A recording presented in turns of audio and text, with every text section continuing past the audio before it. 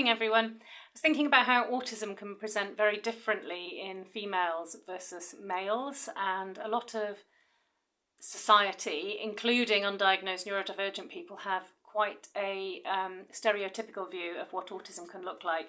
So I've jotted down a few things that I was thinking about that I wanted to share with you. So you can have a think about whether maybe any of these might apply to you or to a female in your life, whether it's a friend or family.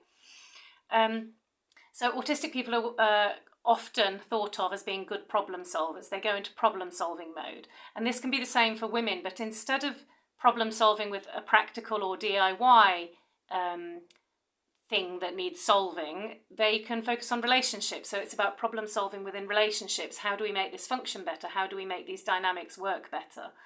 And often this arises because women's special interest and girls' special interest can be people. So they really focus hard on social dynamics and social etiquette. People pleasing is another one. This sense of being a chameleon, so that you change who you are to fit in with those that are around you, whether it's a culture or a certain group of people or a subgroup of people. So fitting in with others rather than being able to keep your own inner core strong. And this often arises due to masking, and many girls and women end up feeling that they don't know who they are at their core because of masking, because they've spent their lives fitting in with others and people pleasing. Often autistic girls and women will feel much more comfortable fulfilling a very specific role. So for example, they might be really good in a kind of a teaching role, but not so much where the roles are less clearly defined. So this can often mean, for example, that if you're at a party or a social gathering, you may often take the job of playing with the children at the party, or playing with the animals, like stroking a dog, or taking the job of, I'll be the dishwasher. I'll take the dishes from the living room and I'll put them in the sink and I'll wash them, or I'll tidy up. So taking on specific roles that kind of minimises social interaction, other than within the context of a particular role where a certain script is available, as it were. Info dumping can also happen in the same way, and this will usually revolve around a particular interest, so hyperfocus or a special interest.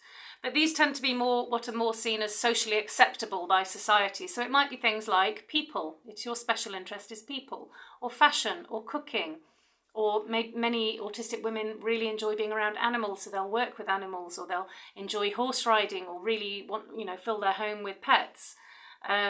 Or it could be something like parenting. How do I parent my neurodivergent children or child?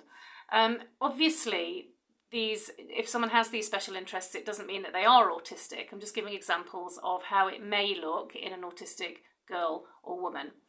And finally, there is the dysregulation element, where you could be someone who experiences very, very big feelings. So you get very upset, very angry, very happy, but there's this level, this wave in terms of your emotions, rather than a kind of a balanced, even keel. So that can also be something. And then beyond that, there are things like the sensory overwhelm. So, do you not tolerate certain clothing or smells? Is it difficult for you to cope with really bright lights? Like, are you a person that hates the big light? Now, the sensory stuff and the emotional stuff, the emotional dysregulation, can also form part of an ADHD profile, so there is a big overlap between the two. But I hope that's been helpful. Went on a bit longer than I'd hoped, but that's always the way with my videos.